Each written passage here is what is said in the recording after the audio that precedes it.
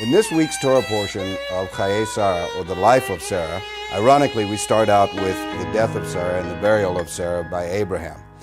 We move on to Abraham's looking for a wife for Isaac and sending away of his very trusted servant Eliezer to go find a righteous woman who would be an appropriate mother for the Jewish people to marry his son Isaac. We learn, first of all, at the burial of Sarah, what Abraham had to do to purchase the land that he ended up burying Sarah in. Is that considered one of the trials that Abraham had to go through in order to find an appropriate place for his wife to be buried? Rabbeinu Yonah, the great sage of the 13th century, hold that was the 10th trial that Abraham went through. Imagine a situation, Abraham just finished the Akedah, the binding of his son. He is old in age, he's back home, and he passed those trials, and the first thing he sees when he walks in his house, his wife is dead. No more reaction. Why God? And why now? And why it happened to me in a certain way?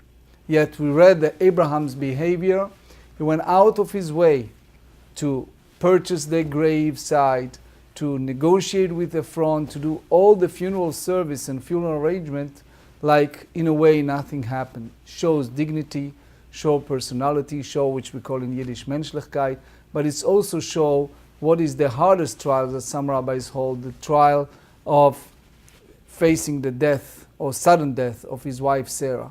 Then from something sad like that, we move on to, I think, one of the most beautiful stories in the Torah. And that is when Abraham sends out his servant Eliezer to find a wife for Isaac, but not only a wife, but someone who's appropriate to be a mother of the entire nation of Israel. The story that we find out of when he finds Rebekah and how pure and kind she is amazing to me. I think it's one of the most beautiful stories, and maybe you can elaborate on that a little bit, Rabbi, for us. Eliezer was the first biblical matchmaker. It was hard for him. The Midrash tells us that it's like breaking the Red Sea to find the proper matchmaking to people. Ancient time, Abraham sent him to an unknown place, asked him to search for certain families, certain qualifications, but he tries so hard. He ends up by just standing and praying and making some type of sign with God, saying, God, I just need help.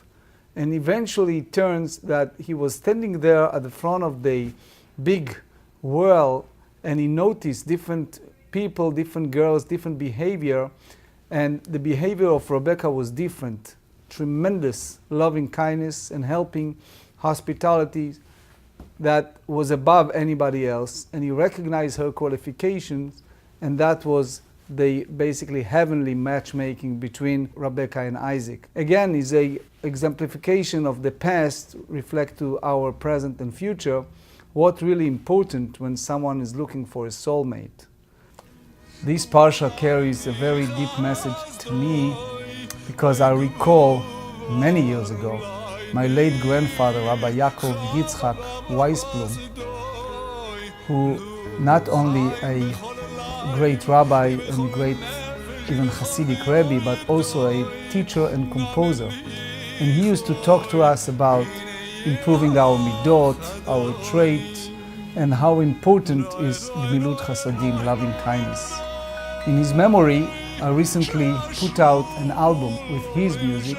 One of them is this song from the Shabbat Zmirot, but reflects those prayers of asking God help us in loving kindness and teaching the proper trait of loving kindness to our future generation. This music resonates not only the value of this Torah portion, but also what this special man, my father's father, believes so much.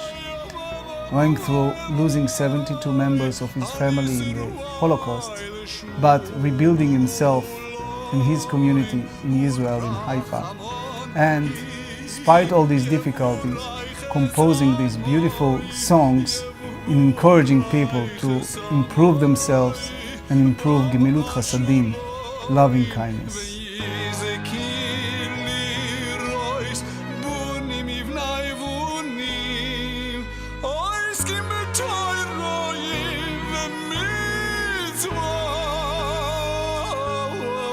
Israel.